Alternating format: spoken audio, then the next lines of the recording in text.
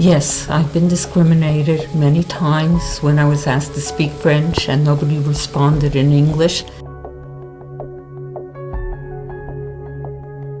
I cannot tolerate such behavior.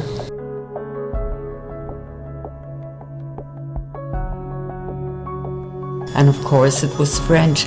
To be forced down our throats? No.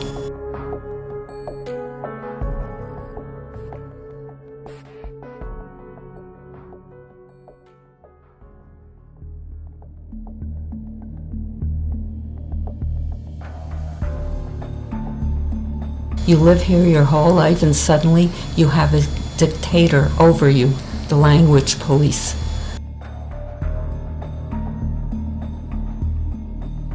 After all, we are the public that supports these people, and it's very sad, their behavior. Please let us live.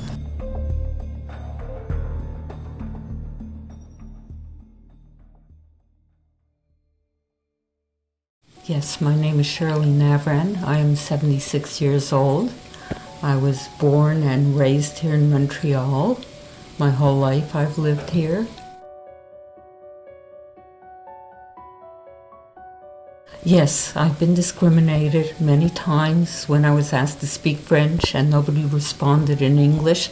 This was either at a supermarket, downtown high-end shopping store, and especially at the metro. Yes, many times they've just retorted in French when I very politely asked in English, and then in my broken French they kind of hollered and screamed, I don't know what, but I felt it was discrimination. They didn't respond exactly. There's no PR relations between the metro service and the public.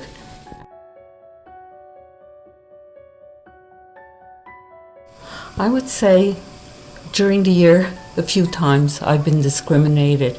It happens mostly at the metro station.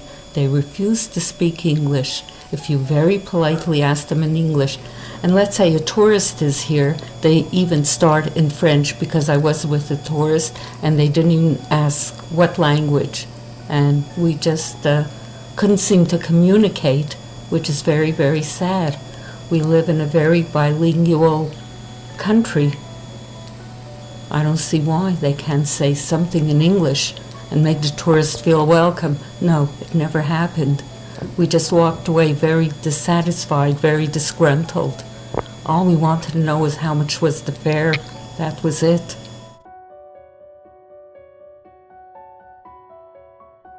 Yes, it is happening very, very often. It's something I've never felt in the very far past. I've lived here my whole life. We never had a problem with the language. In fact, we loved speaking French in school and outside, but there was never all this discrimination about forcing it into us, never. And it's happening very rapidly now.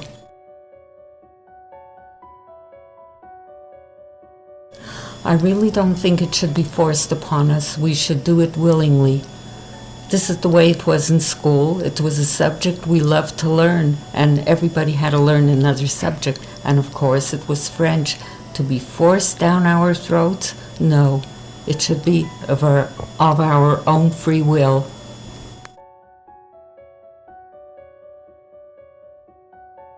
Oh yes, they've been around for a long time, a good 10-15 years, and they've been always picking on the small business guy to change his sign, which is very, very sad. You live here your whole life and suddenly you have a dictator over you, the language police. I feel this is like in Europe all over again during the Holocaust. The Germans picking on all the Jewish businesses. Change your signs, change this, change that. Why? I do not know. But they've been around for a long, long time. And it's getting a little ridiculous. There's no more freedom anymore. How you want to run your business, what sign you want to put up. It's sad.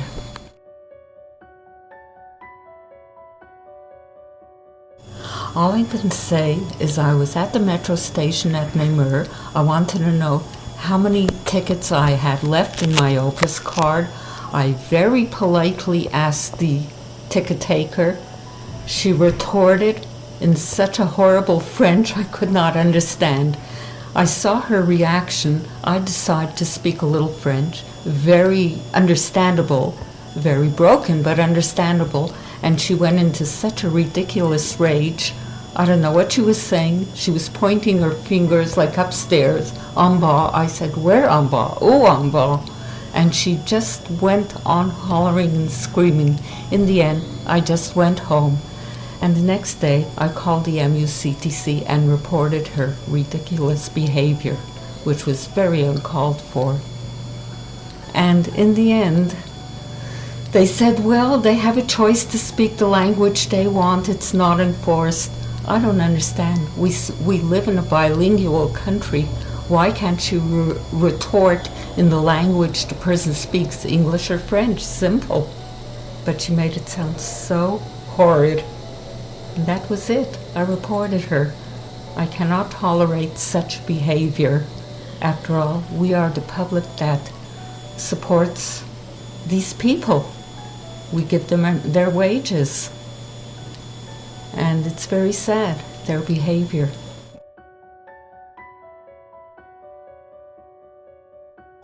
My message to Pauline Marois: I love this province. I grew up here, but please let us live. I love this bilingualism, but please don't shove it down our throats. We have to do this, we have to do that. Just allow us to express ourselves and live. You are chasing away a lot of people.